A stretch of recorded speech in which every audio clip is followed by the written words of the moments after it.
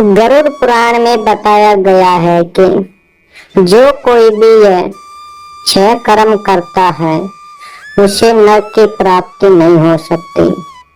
चाहे धर्मात्मा हो या पापी, उन सभी को ये 6 कर्म अवश्य करने चाहिए, क्योंकि धर्मात्मा भी होता है तो उससे जाने अनजाने में से बहुत से पाप हो जाते हैं, जिसके कारण उसे नरक भी जाना पड़ सकता है। इसलिए अपने जीवन में 6 कार्य अवश्य करें। यदि कोई बड़ा से बड़ा पापी भी है, अगर नरक से बचना चाहता है तो उसे भी यदि 6 काम कर लेता है तो वह नरक से बच सकता है और उसे भगवान की प्राप्ति हो सकती है। पहला कर्म है, सुबह खड़े होते ही बिस्तर पे बैठकर ही भगवान का नाम अवश्य ले। कहा जाता है कि जो कोई भगवान का नित्य उठते ही ध्यान करता है या नाम जपता है, उसके जीवन के सभी पाप नष्ट होने लगते हैं और उसके बाद निवृत्त क्रिया से निवृत्त होकर और नित्य स्नान करे। कहा जाता है कि सूर्योदय से पहले स्नान करना बहुत श्रेष्ठ होता है, या फिर सूर्य उदय के 24 मिनट बाद तक हम स्नान कर लेते हैं तो वह अमृत स्नान माना जाता है और वह जलगंगा के समान माना गया है, और जिससे हमारे तन के सभी पाप धुलने लगते हैं।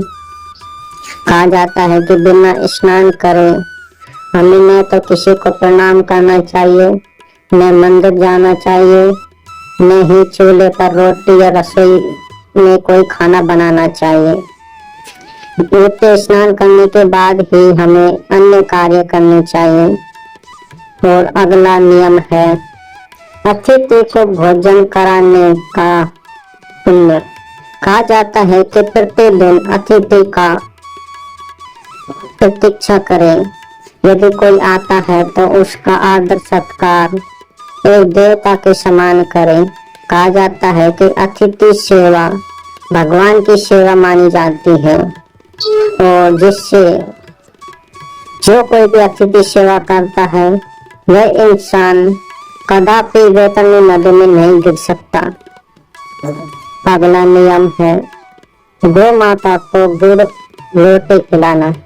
कहा जाता है कि जो कोई भी अपने घर से प्रतिदिन गौ माता को गुड़ और रोटी खिलाता है, उस पर सभी देवी देवता बहुत अधिक प्रसन्न हो जाते हैं और उससे समस्त तीर्थ और यज्ञों का फल तुरंत ही प्राप्त हो जाता है, और देवता उसके साथ हमेशा उसकी मदद करने के लिए तैयार रहते हैं।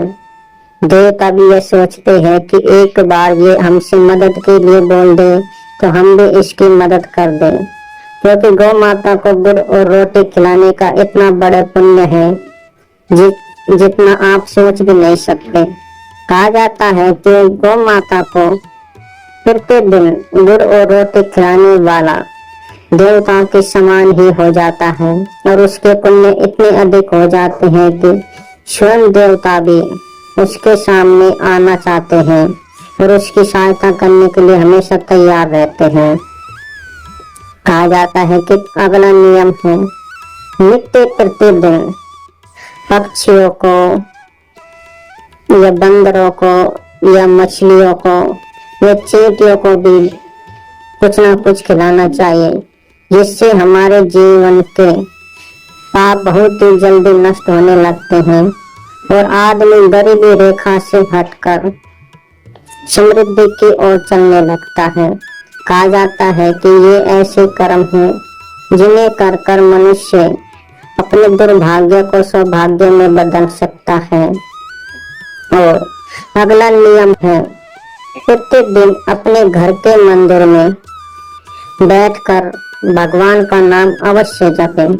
कहा जाता है कि यदि कोई मनुष्य अपने घर के मंदिर में प्रणाम नहीं करता है तो यदि वह चारों तीर्थ की यात्रा भी कर ले तो उसे उसका फल नहीं प्राप्त होता है, क्योंकि यदि हम घर के मंदिर में यदि पूजा पाठ प्रणाम नहीं कर सकते तो उसे किसी भी धाम का पुण्य प्राप्त नहीं होगा।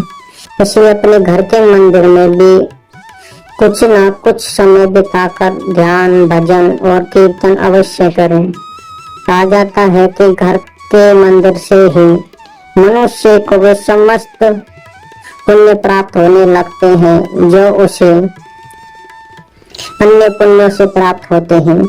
कहा जाता है कि जो कोई घर के मंदिर की पूजा आराधना करता है उससे चारों धामों की यात्रा का फल अपने घर के मंदिर में कुछ क्षण बिताकर ही प्राप्त हो जाता है।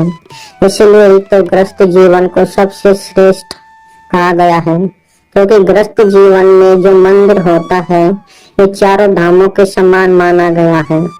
उसमें प्रतिदिन आराधना पूजा करने वाला मनुष्य प्रतिदिन चारों धामों की यात्रा और उसकी पूजा का फल प्राप्त करता है।